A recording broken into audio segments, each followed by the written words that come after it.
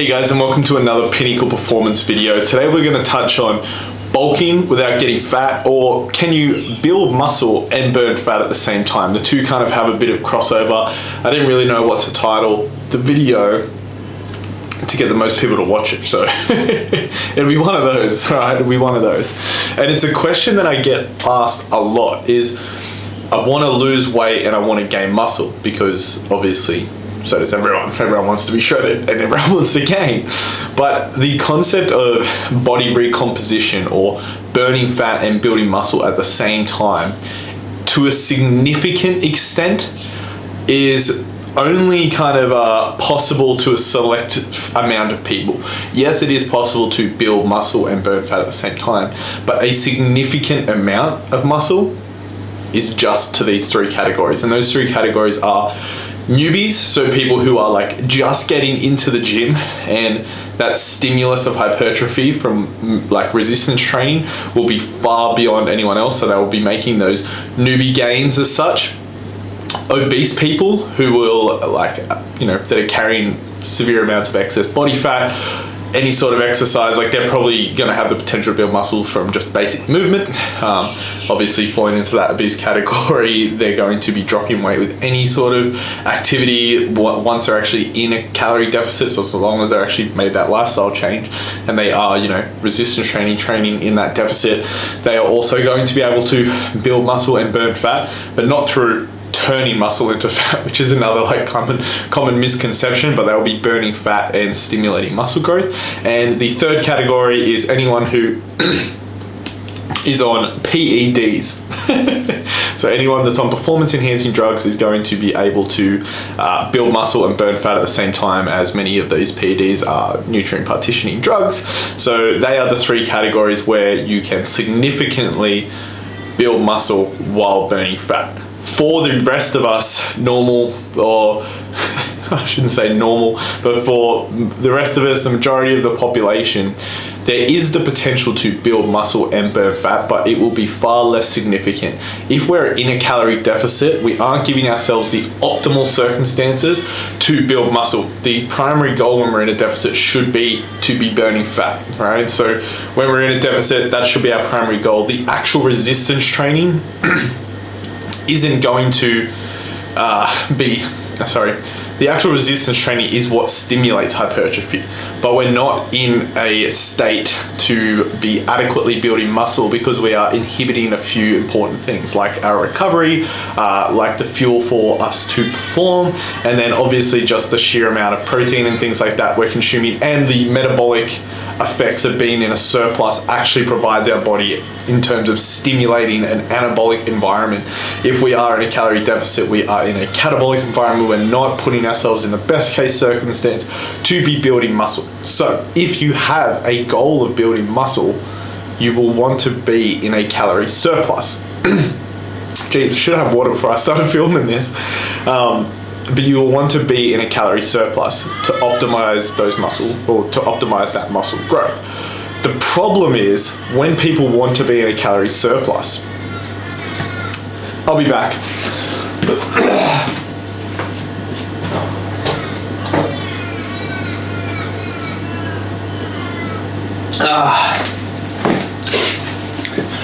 Do I keep it raw or clip it? We'll find out.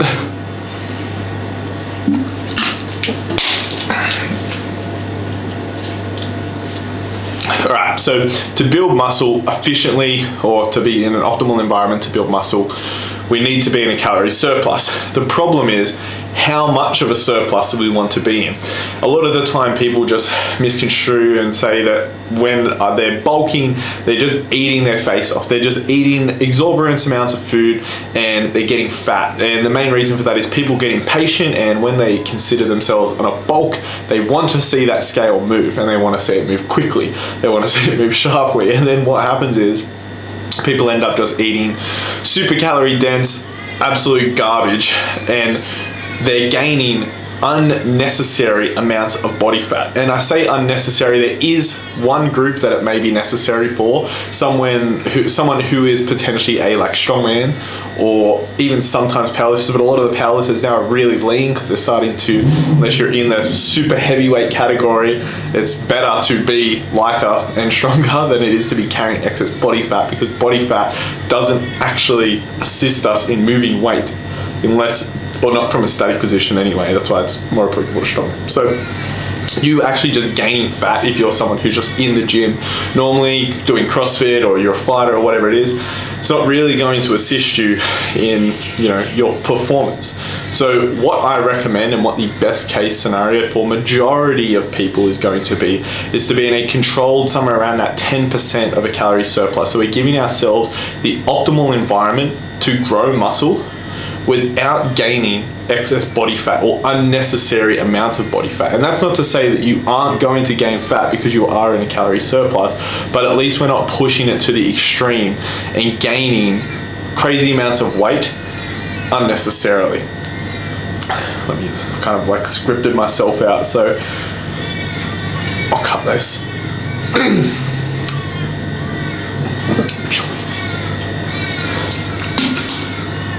Water again.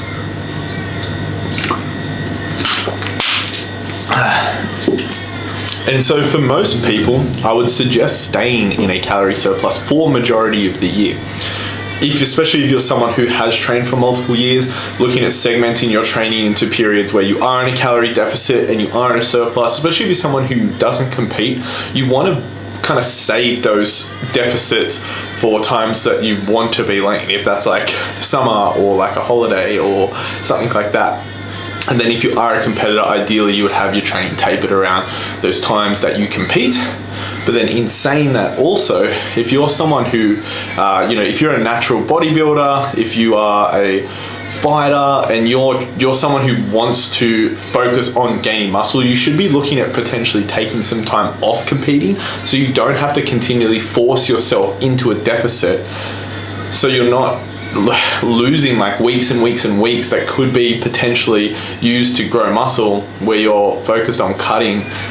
You're going to really struggle to gain the necessary muscle mass. And I see this a lot with fighters who, you know, if you're someone who's fighting like around that 65 kilo, and, you know, then when you're not in competition, you're like really trying to grow, then another fight comes along, and then you've had like 6 weeks where you know, maybe it's even half-assed training, it's not even that great training, and you're just wondering why you can't gain muscle. It's because you're segmenting these tiny little 6-week blocks, and you're constantly fighting, or you're constantly, you know, stepping on stage. You're not giving yourself adequate time to grow. So I would recommend, if you're someone who does want to kind of go up in a weight class, or you are a natural bodybuilder, to segment extended periods of time to spend in a slight calorie surplus to focus on building muscle. Because like I said, you don't want to just sharply increase your calories, gain unnecessary amounts of body fat, to then just have to cut unnecessary amounts of body fat to make weight again, especially if you are a fighter, or, you know, cut unnecessary amounts of body fat just to look good for summer because you ate like shit through winter. You just make the cut harder for yourself. If you're in a slight calorie surplus, you're optimizing your recovery, you're optimizing your performance, you're putting yourself in an anabolic environment, spending the good amount of time there getting strong, building muscle. It's doing a number of positive things, obviously, that I just mentioned, but it's also just making it easier for you to get lean again. You're not cutting stupid amounts of fat that come from just eating garbage. And it also definitely, you know, there's going to be a little bit more potential diet fatigue in it, because there is still going to be some control on it. You're in a surplus, so not as much control, but just keep that in mind, that you don't want to fluctuate up and down, because you just, you know, also encouraging unhealthy habits. You're either, I'm all in and I'm dieting super hard, or I'm eating like absolute crap and, you know, gaining insane amounts of weight. There is an in between.